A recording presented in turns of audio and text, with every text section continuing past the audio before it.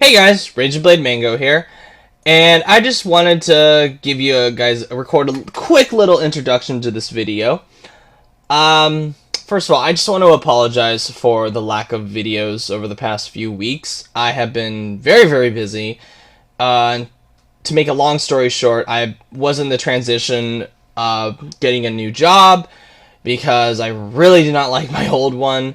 And thankfully I got a new one, and I'm very happy with it. I have more pay, I have more hours, and what this means for the channel is that I'm able to indulge in more games that I can cover for you guys, that I can give my impressions on, that I can talk about. So I'm pretty excited about that. Now, the double-edged, it's a little bit of a double-edged sword, because the one downside to this is because I'm going to be working a lot more now. I won't be bringing out maybe videos that won't be quite on the day of release. I might have to wait a few days before. That might actually be a blessing in disguise, because I'll have more time with the game to give a more rounded opinion on it. So, probably not gonna have videos coming out like on the day the game comes out, like when Fallout 4 comes out. You know, depending on how my scheduling goes, I'm not going to be covering Fallout 4 on the day of release. It's probably going to be a few days before the video comes out.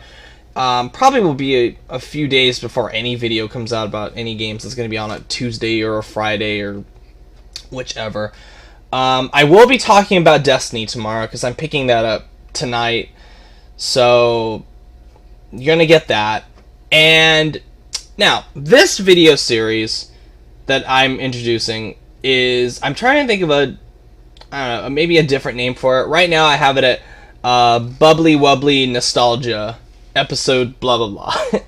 So these are games that I have played mainly when I was a kid, or in my early middle school years, something that I consider the nostalgia phase, which I think the deadline might be at 2006, 2005, around that general era. Anything that I played and have a lot of sentimentality towards 2006 and earlier. So let's do 2006 and earlier. And this is one of the shows that I've had, you know, rambling around in my noggin here. Because a lot of the videos I do is just a lot of first impressions and thoughts on stuff and rants. Which, don't get me wrong, I enjoy doing those. I really do. And I still really enjoy doing what I do on this channel. But, you know, it's time for a change. It's time to bring something new into the equation. And this is what I feel one of the shows would be like. Not only is it a chance for you guys to kind of know my back history with video games, you know, where I started coming into them, what my fondest gaming memories were when I was a kid. It also gives, you know, the world, and not like, it's not like my audience is like insanely huge and large, but, you know, small but meaningful to me. Just a chance to like share with you guys some games that I think you guys really go out and buy if you can, because they have a lot of value towards me. And yeah, just stuff that maybe you've never even heard of. Probably, and today's video I think is something quite a few of you have heard of. So yeah, on with the show.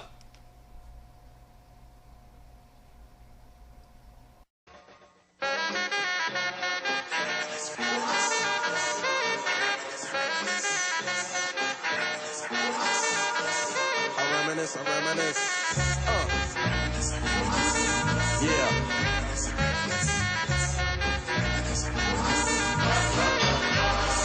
I reminisce for a spell, or shall I say think back 22 years ago to keep it on track. The birth of a child on the 8th of October. A toast, but my granddaddy came sober. Count all the fingers and the toes, now I suppose you hope the little black boy grows. 18 years younger than my mama, but I really got beatings cause the girl loved drama.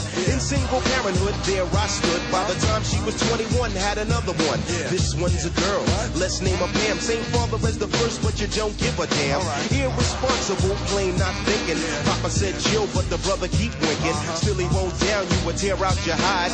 On your side while the baby make a slide. But mama got wise to the game. The youngest of 5 kids, hun, here it is. After 10 years without no spouse, mama's getting married in the house. Listen, positive over negative for the woman a master. Mother Queen's rise in the chapter. Deja vu, tell you what I'm gonna do when they reminisce over you, my God. Hello everybody, I'm Razorblade Mango, and welcome to the first installment of Bubbly Wubbly Nostalgia. So this is episode 1, and today, and this video series, I know I recorded an intro before, but I forgot to mention, these videos are going to be mainly just like maybe 5 to 10 minutes long. I won't go on and on and on about these games. So these are just little, kind of like bite-sized memories of certain games that I have a lot of nostalgia value towards. And today, I want to talk about NBA Street Volume 2. So, when I was a kid, my dad, and I think I was around 10 or 11 when I really got into this series. Around 10 or 11. So, my dad traveled a lot when I was a kid. My parents were divorced, so on the weekends when I'd go live with my dad, sometimes he wouldn't even be there, and I would be with my stepmom. And my dad would be off traveling a lot. You know, he'd travel through Asia, through Europe. But on every trip back, he would always bring home this gigantic, like this disc sleeve pack of bootlegged video games, you know, from mainly from the Middle East, from I know a few from Russia. They were all in English, so I was able to play them. And I know my PlayStation 2, I think my cousin on my dad's side of the family tweaked with it a little bit to make it region free. So I got to play NBA Street Volume 2, and I think it was a copy from Pakistan at the time. So this is how I got into this game. And I liked basketball when I was a kid. A lot of that was influenced from my dad, because my dad still to this day, he's a big Lakers fan. And a lot of my feelings from basketball come from him. My mom's side of the family could give less of a shit about basketball. And this was probably my first exposure to like my affection, not really for professional basketball, but for street basketball, which is something I find really interesting. I think has a lot of really fascinating culture and history behind. And I think in a weird way, like when I see people playing street ball, and I see a group of people like in like the local courts and stuff like that, part of my rise, like my nostalgia rise, like a kind of like warm fuzzy feeling I get in my stomach when I see that, comes from this game, because this was one of the big games growing up on the PlayStation 2.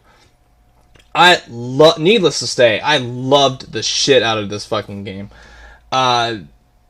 My favorite aspect of it was that you could create your own team, which I thought was revolutionary at the time. These days, it's really not that big of a deal to customize your own players and have them, you know, give them their own names, their own design.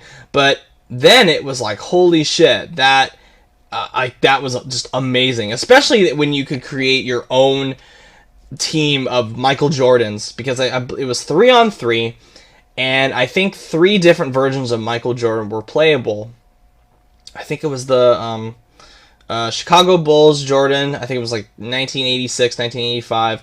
I think it was 1996 Chicago Bulls, and then Washington Wizards Jordan. So you have all those Jordans, and you actually had this really powerful team of Michael Jordans just going against the characters in the game.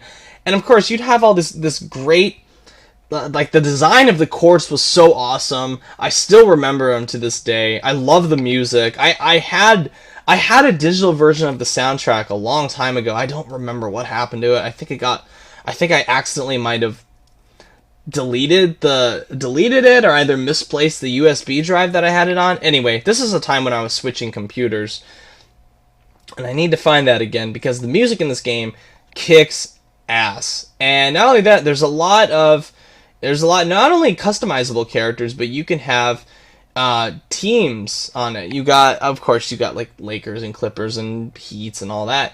But it was just one of those games that, even though I don't have the biggest affection for sports in general, I'm not a big sports guy. Basketball is one of my exceptions because I really like basketball. And even though I don't watch it as prevalently as I used to when I was a kid, it still has that spot in my heart. And NBA Street Volume 2, just playing it in front of the TV hours upon hours upon hours, just sitting there, just doing these crazy-ass tricks, dunking into the hoop, breaking the fucking hoop, and having these really awesome songs playing in the background. It provides this really cool aesthetic that we don't really get that these days anymore. There really aren't that many street games anymore. A lot of what comes out annually is just the professional stuff, like the regular NBA and like NBA 2K, NBA Live, and a lot of that's not just for basketball. It extends to sports as well. I think the last street game I remember coming out was FIFA, which that makes sense because FIFA is huge these days. And don't get me wrong, I like FIFA as well, but NBA has always got that special place in my heart, like I said, and Street especially. And I never even bothered with NBA Street. I think it was Home Court or NBA Street Volume 3, I believe. I never played them because I was just afraid that they would never stack up to Volume 2. And to this day, I am still trying to find a copy of it. Every novelty video game store I've gone to, I mean, you cannot find it. And the GameStops that I've found it at, it were like miles upon miles upon miles away from where I was. So, and I think it might be on Amazon. I'd have to double check. It's been a while since I've looked. But a lot of the prices for it are ridiculous. It costs more now, I think, on Amazon to buy it than it did back in the day, which was $50. I think now, because it's such an enormously popular game, I think it's worth $70, $80 now on Amazon, which I'm like, oh shit. Do I really want to spend that much on it when I can maybe find a copy of it closer for cheap? Maybe? I don't know. Hopefully one of these days I'll get lucky and I'll play the game again, because I haven't played it in a long time, close to a decade, and I'm itching to get back to it because it's one of those games. Now that I've kind of gone a little bit back to retro gaming, I'm playing a lot more on my PlayStation 2 these days. Looking to pick up a Nintendo 64 or a SNES sometime soon. Somewhere I can find it pretty cool. I think my local novelty stores have it. And I'm looking to pick up some original PlayStation games. So you're going to get more episodes about original PlayStation as well, which is awesome. So, yeah, NBA Street Volume 2. I love it. It's awesome. If you haven't played it yet, and you own a PlayStation 2, or a game, or an Xbox, or a GameCube, find it. Please find it. Please play it. It is amazing. I love it. It's one of my all-time favorite games. And if any of you guys can find I'd prefer it be fulfilled through Amazon or some online website that I trust. Let me know if there's anybody out there on the internet that's selling it for a reasonable price, and I'll jump at the chance if I find it's good and legitimate. Anyway, thank you guys for watching. If you like what you see, subscribe. Let me know if you've played this game, if you have fond memories of it, what fond memories you have of certain games that you love. So, yeah, this is the first episode of Bubbly Wubbly Nostalgia. Thank you guys for watching. Have a good one.